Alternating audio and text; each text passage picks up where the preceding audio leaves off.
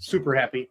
Mr. Randall, how are you tonight, sir? 3 Gs. Good. How are you guys doing? Well, he's got 2 G's at the end. That's what I Yeah. so.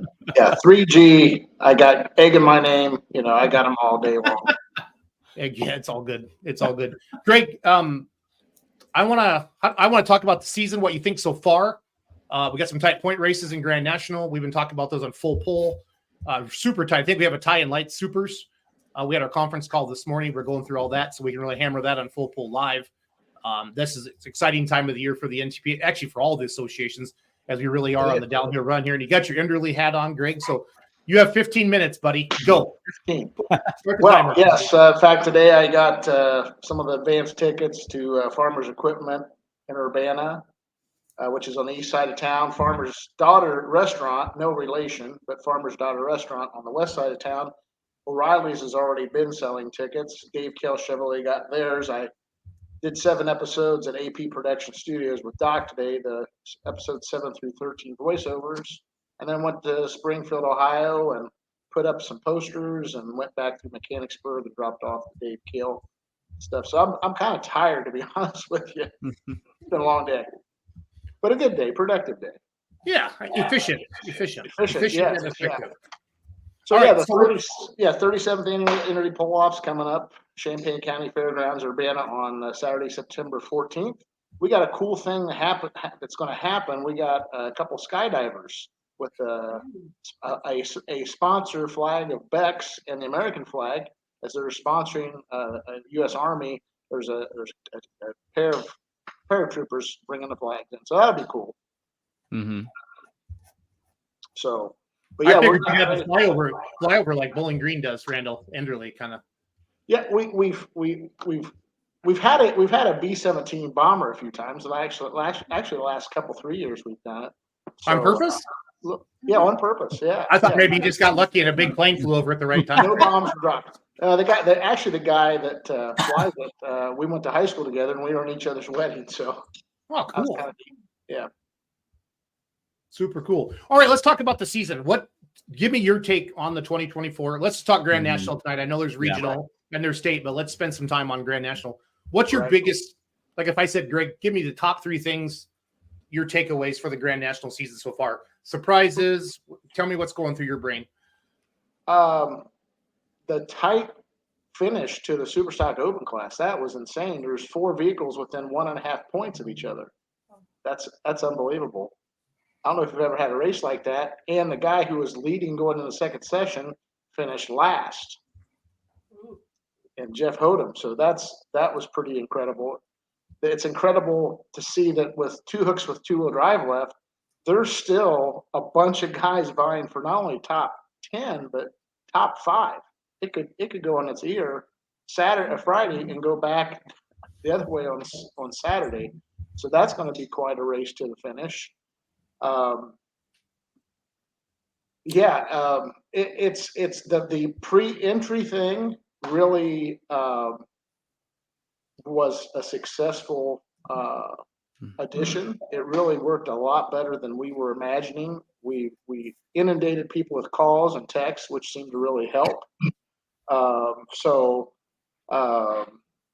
know I've got the roster for just names for I think this Friday at Wasion, Friday, Saturday Kent. I haven't peeked over at it yet, but so we got that and sandwich, and then that's going to wrap that up for this year. So pleasantly surprised on that. That was a lot of work, a lot of change, but there's been some positives that come out of it for the promoters to know what's coming, how much room they need, tech, all kinds of things, Like the fans, I think the fans really like it too. Yeah. I see Dylan Dirks ask, all the classes at Sandwich Thursday pre-register, it's just a super stock diesel that has to. The other classes will have the availability to enter, but they do not have to. I'll give you an example. Toma, we had Super Farm, Light Pro, and Limited Pro, and I think we had like 3, 4, and 4 pre-enter. But if you're in those regional or pro national classes, you can do it when you arrive. The entry closes like it always has in the past. And we're showing full pull live. Is that from Wellington. That's from Wellington last Friday night, the Friday night spectacular. So, Yeah, that was a neat one to commentate. The thing that came away from there was, wow, the door was open for Ken Veeney, and he lost a bunch of points. yeah, because I think is McDonald up by 12 or so now. Yeah. Like 12 and a half. And conversely, Brian did everything he had to do. And he had a late hook too. Yes, yeah.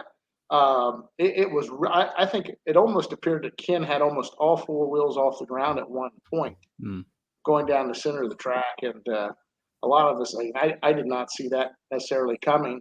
I thought it might get tight, change, but to say if you'd asked me that Brian's going to come out with 12 and a half points the way Ken was dominating the state of Ohio, not just this year. He had all wins in a second place before Wellington.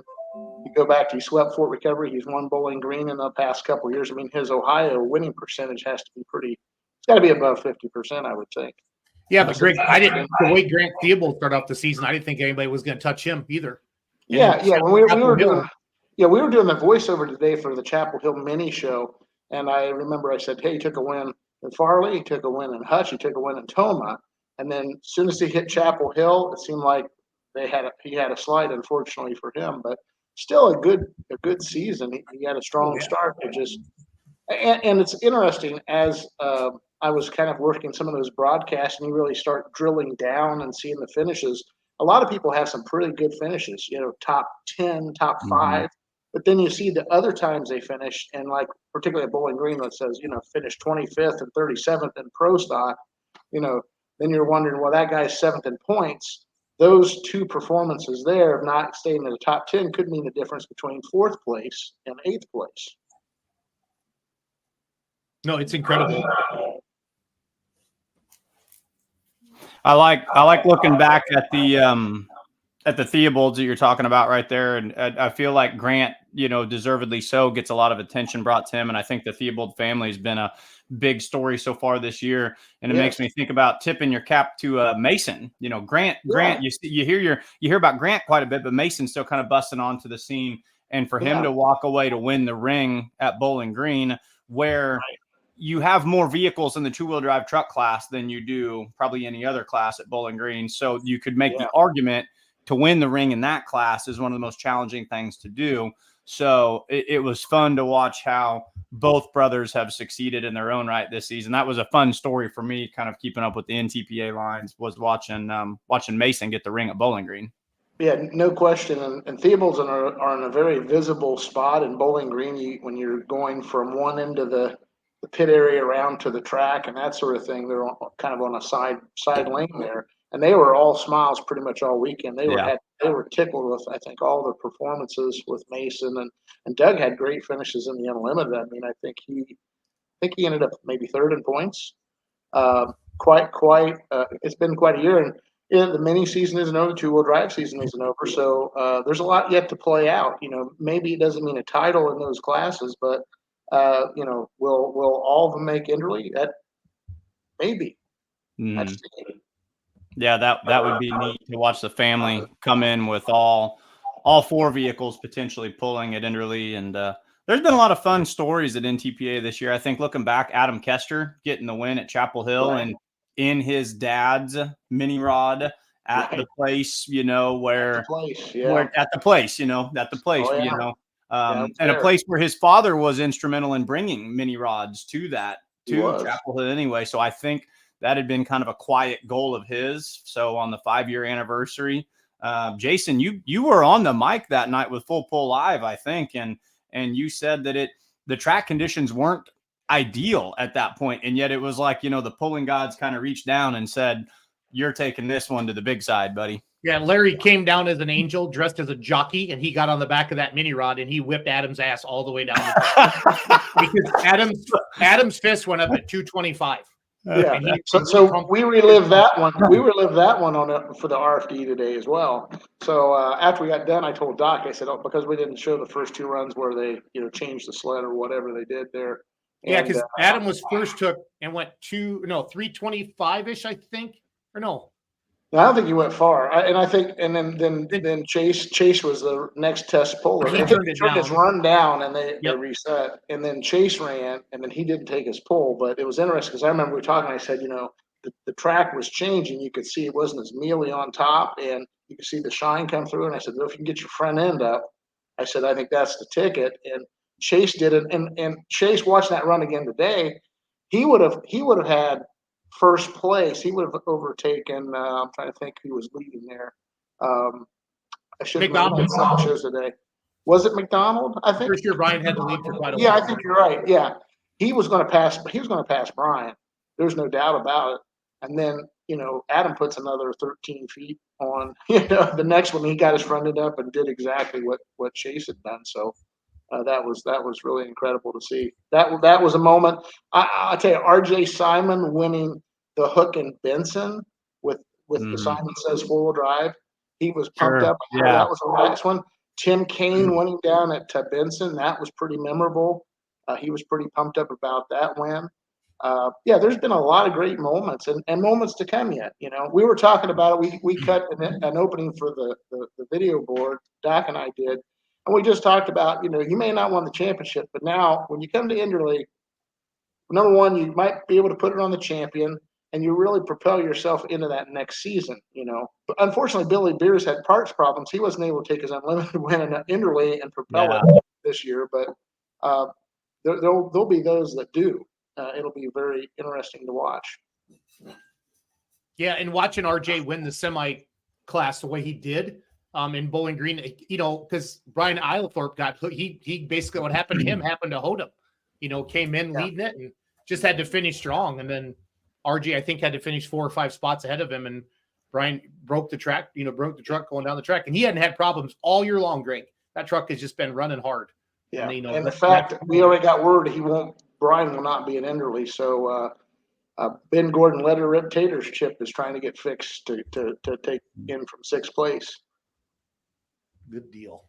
Yeah. Good deal. No, it's been a great season. It's been fun with FullPole.live, Greg. You're an awesome announcer. Your knowledge in the booth is great. And all the points breakdowns, the way you have all that stuff in there, it's really, I know the fans really enjoy it. So thank you for jumping in and doing all that announcing with us. So, it's all about the shield, making the shield and bringing the product and getting people interested. And there's a lot of interesting things that go on. And having Kevin Campbell, I told Kevin when we were on, off the camera, I was like, Kevin, you're really good in here. You answering the questions, all the things that I asked him. He really answered very comprehensively, and it lends to some things that we can get more in depth with that you can't really do any other way. And so that's been beneficial. Yeah, having the puller into the booth has been one of the best things we've done from the announcer side of things this year, Greg, because these are the pulling fans' heroes, and they want to hear from their heroes. Yeah, I learned a lot just with the people from Napoleon and Wellington, and I think we may have had a few at Chapel Hill. I know you were in there quite a bit on the first one. And I can't remember if I was in there the whole time or not. I can't recall now, but I think I was. But it's really fascinating to see all those things in the background that to get guys to talk about and be candid about. I was getting some text too, like, wow, there's some good stuff that came out of the discussions from Kevin. No, it's good. I can't thank you enough for doing that. So I got a couple minutes left with you here. I got Ron Stone back in makeup right now for the Outlaws, Greg. So we got this weekend, we have Wasion on Friday night, right? Yeah. And that's going to decide minis? Minis and 4-wheel drives. Okay. And then Mangan's pretty much got her wrapped up.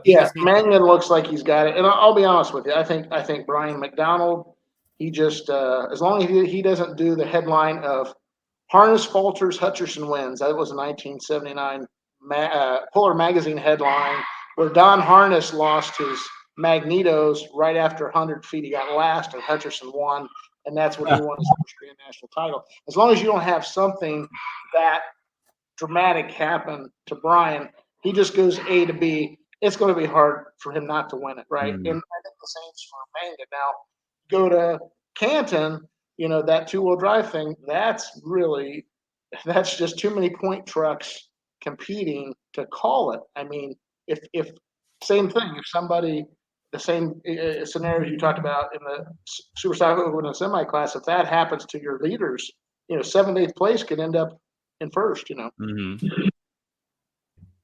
And then Canton, and then we go to Sandwich, right? Sandwich, yeah. So we have the Super Stock Diesel winner on Friday. And I think there was a little bit of a change, or on Thursday. I think there was a little bit of change there. I think Hazley was leading going into Bowling Green, and I think he relinquished the lead. So with one event, he needs something to happen, sort of like happened in the semi class, potentially. I imagine there'll be 9 or 10 trucks there. I would imagine, and then Saturday, that's the killer day. You get your pro stocks and the super farms and the mods and the super stock diesels, tractors, and Colin Ross again. Yeah. I think he picks the first session.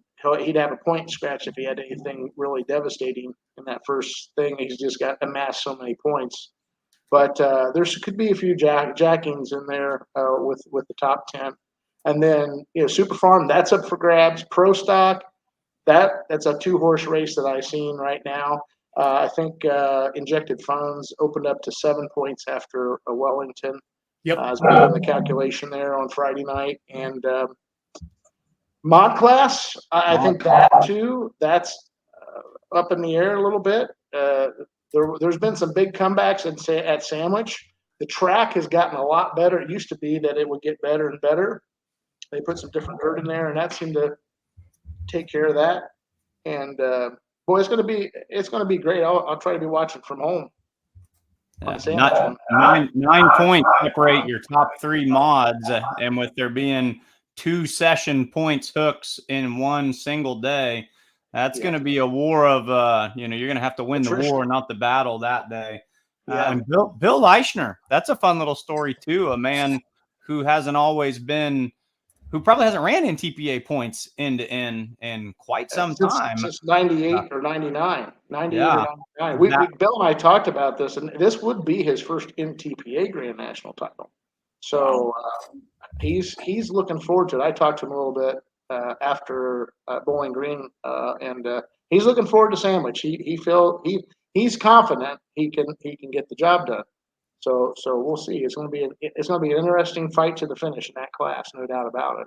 That's a stat. I bet a lot of people were surprised when they heard you say that Bill Leichner, in the career he's put together, of course, he's been with other associations at various points, but you would have thought surely somewhere in there he'd grabbed an NTPA points championship. So that's a neat little caveat to take away for our fans thinking about this one. Yeah, he's had a lot of wins at the major events, but he hasn't run from A to B in a long time. Yeah. So that's a lot of it. So good deal. Greg, where are we going to see you this weekend? I'm going to be at Canton. All right. I'm going to be at Canton on Friday and Saturday. And Kenzie will be out there with Full Pull Live Saturday night. I'm going to go to Wauseon. Allie and I are going to live stream that. And then we're heading down to Canton or East. I don't even know. We're going to Canton. I don't know which way it is. I can't believe Allie's not going to be in Canton on Friday. No, but there's a reason for that. There's a reason for that. So we always know if her dad's in the lead when she's over there in production by her hand signals. So it's all good. Yeah. I think I've been a good luck charm when I've been in there. I think he's performed well every time I've been in the trailer. He's had a good season for sure. So he has had a very good season. Yes. Absolutely. Well, great. Thanks for coming on. Let's Grow Pulling tonight. We appreciate it. And thank you again for all your help with Full Pull Live this summer. And there's more to come. So have a good night, Greg. Watch allstarpoll.com. That'll keep you up to date to all the Enderle, not only who qualify, but the actual people who accept. So you can keep an eye on that. That'll stay active here up until September 14th. Awesome. Thanks, Greg. All right. Have a good night. Guys. You too. Bye now. All right. So now we're going to head out west to be an outlaw. Yeah. We're trying to do the Kid Rock song.